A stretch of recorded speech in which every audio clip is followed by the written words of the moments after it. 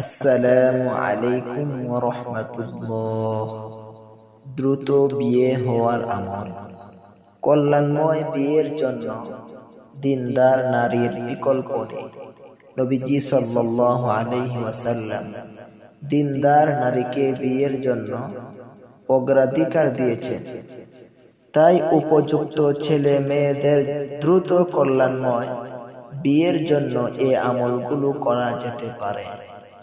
1. ইস্তেগফার। যথাসম্ভব সব সময় বেশি বেশি ইস্তেগফার করা, উঠতে বসতে আল্লাহর কাছে ক্ষমা চাইতে থাকা। এই ইস্তেগফারে গুলো পড়া আস্তাগফিরুল্লাহ, আস্তাগফিরুল্লাহ, আস্তাগফিরুল্লাহ। অর্থ, আমি আল্লাহর ক্ষমা প্রার্থনা করছি।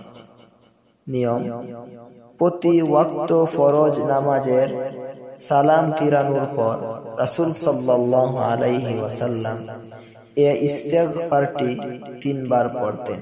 মিশকাত।